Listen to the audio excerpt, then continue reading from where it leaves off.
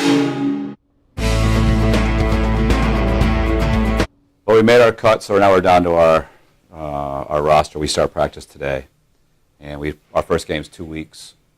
So now it's time to, everybody's competing for a spot, and practices should be up tempo, guys playing hard, and then we lost three seniors last year, 2 of our top scorers. So there's a big gap of who's going to step in and fill that role this year for us. So that's why practice should be interesting, and you really never know until you play somebody. So we'll find out on November 4th, kind of where we are and what we have. Yeah, back. You always start from the net out. You have Shane Joyce, who played most of our games last year, plus Colin Soucy, who got a lot of games as a freshman, and Brendan Kano battling for number 1 spot. And I think competition breeds, it's healthy, and whoever plays well will get the start on Friday, and then after that, it's kind of how they play each game. The other piece of the puzzle, the defensemen, we have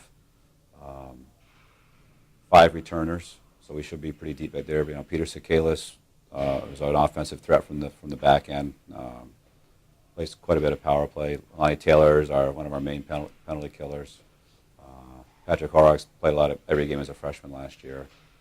Nick Gorski, solid defenseman, penalty killer, a little bit of power play guy. So we should be solid back there. The key is going to be up front. If we can, we've got to at least score 3 goals a game. And it doesn't matter how, who.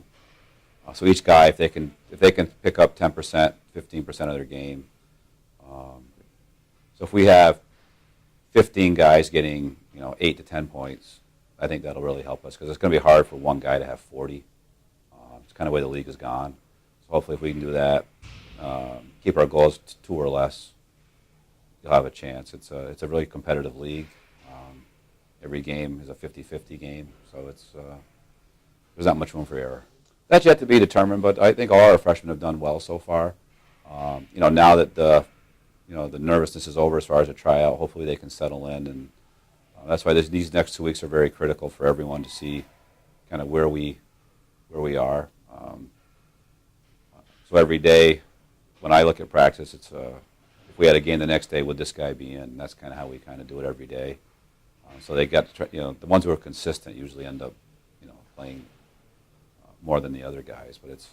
But college hockey is pretty much power play and penalty killing. So we have to work on your power play and killing penalties, because beginning of the year, the refs really, they're told how to call the game. If you've watched Division I, Division I is they have been calling a lot of penalties where you're getting 30 minutes.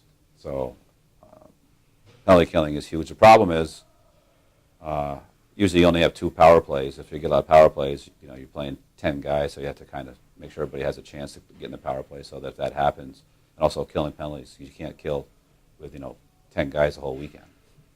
So it's going to be a matter of trying to stay out of the box best you can early in the year. And I've said this for 35 years: college hockey is goaltending, special teams, and if you're good in those areas, usually you're pretty successful. Yeah, we're trying to get away from having expectations set as far as winning games, and coaches now, myself, I believe in the process as far as the work ethic, the execution. You can work hard, and if you don't execute, you don't do well either. But you have to have what we call the 3 E's: effort, execution, and enjoyment. You don't enjoy it if you don't do the first 2. And if you have effort without execution, that's really not much fun either. So if we can work on that and practice hard and play well in practice, usually that translates into the game. And if you do that, then we'll take the results that we get.